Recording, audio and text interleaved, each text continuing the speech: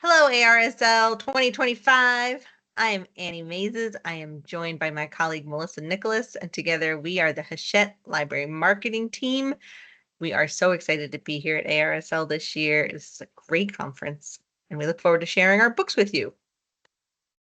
You're welcome to reach out to us if you have any questions or if there's anything you'd like to read, please let us know. This QR code will take you to our book club catalog online. It has tons of books, fiction and nonfiction, that we think might make good book club titles for your communities. There are reading guide questions there to start a conversation. First up, we're going to have some fiction titles, starting with some really big fall fiction coming out or on sale right now. Circle of Days is from one of the best-selling writers of epic fiction, Ken Follett. Comes a very deeply human story of one of the world's greatest mysteries, the building of Stonehenge. This is in the same vein as his Pillars of the Earth series. Gone Before Goodbye is a propulsive thriller written by the powerhouse duo of Reese Witherspoon and Harlan Coben. And The Book of Guilt is the first book from our new imprint, Cardinal. This is a light dystopian world. Nobody has won World War II. Three brothers are the only boys left in an orphanage whose dark secret is the reason for their existence and the key to their survival. Direbound is the first book in another new imprint we have recently launched called Requited. Books from Requited will focus on fast-paced, romantic, bingeable novels across genres that center characters in their upper teens and early 20s as they navigate early adulthood. Direbound is Fourth Wing meets The Hunger Games. It's a spicy, page-turning romantasy where humans and direwolves forge unbreakable bonds and fight for survival at all costs. Next is one of my most favorite beloved books. This is just magical writing. It's such a human story, although there are ghosts involved. But it is about a Norwegian man and his last day on Earth and the ghost that he encounters from his life as he sails the fjord for the last time, looking forward to meeting up with his wife again. This is a story of a well-lived and life filled with joy, sadness, love, family, in the spirit of Amor Towles and George Saunders. It is from renowned best-selling Norwegian author Frode Gritten. This book won the Brage Prize in Norway, but it's one of his first works to be translated around the world, and it is a stunning translation by Alison McCullough. Next is The Heir Apparent. If you love Princess Di, if you tuned into Oprah's interview with Harry and Meghan, if you're still reeling from the end of the TV series The Crown, this book is for you. Returning to London after a freak accident makes Lexi the heir apparent, Princess Alexandrina. She is greeted by a skeptical public not ready to forgive her defection and a grieving family ready to destabilize the monarchy. With 1 year to decide, Lexi must chart her own destiny. As a journalist who has reported extensively on the British royal family, Rebecca Armitage brings expert knowledge and a very refined perspective to this stylish novel.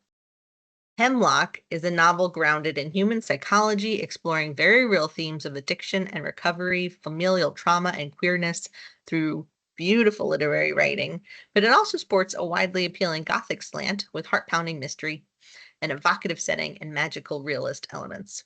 Sam, finally sober and stable with a cat and a long-term boyfriend in Brooklyn, returns alone to Hemlock, her family's deteriorating cabin where her mother disappeared years before and never returned.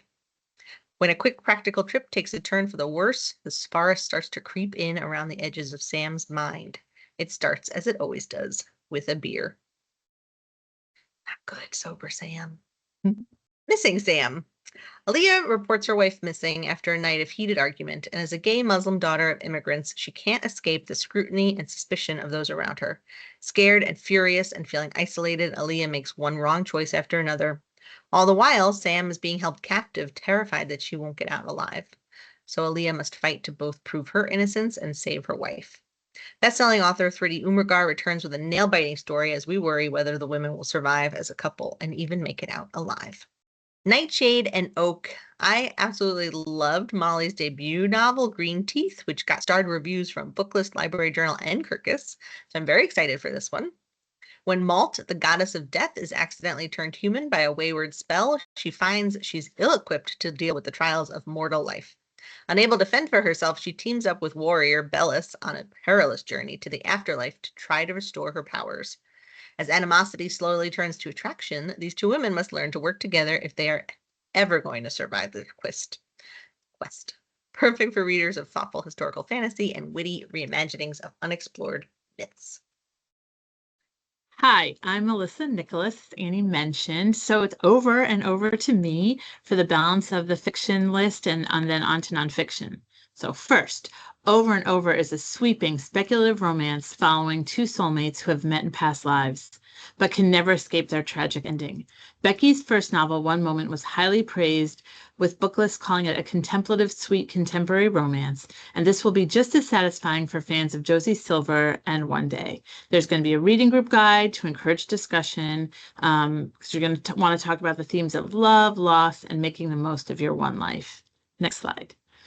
Mothers and Other Strangers. After a long friendship and the consequential falling out, Sydney and May lose their inseparable mothers, one to death and the other to overbearance.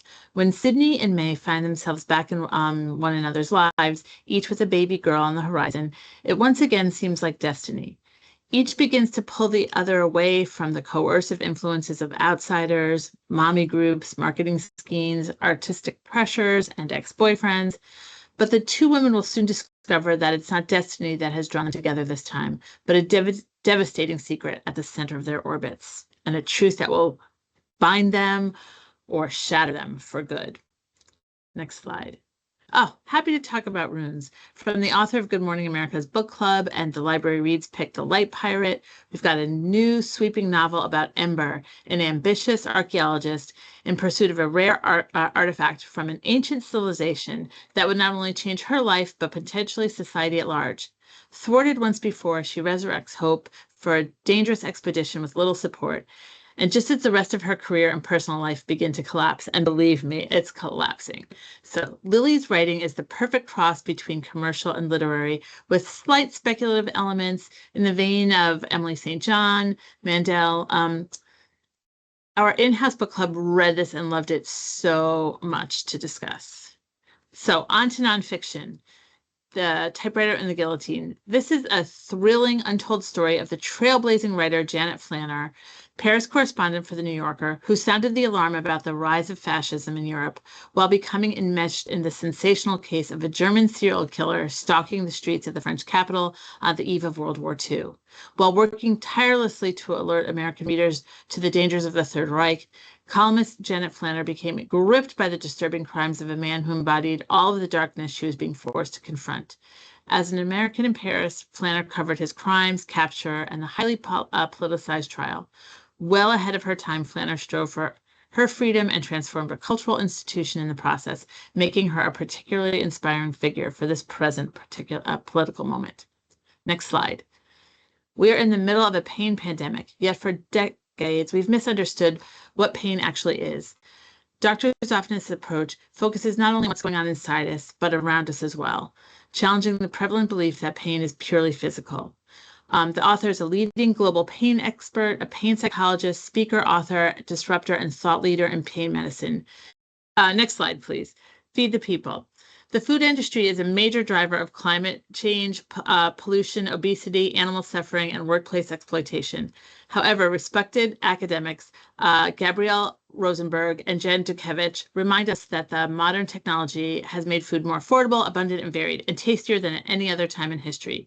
Both the authors travel from idyllic farms to public school cafeterias and a lab where meat is grown in a petri dish. Along the way, they argue that modern food pleasures and the industrial systems that make them possible are actually good, and we can make them even better. Next slide. Get home safe.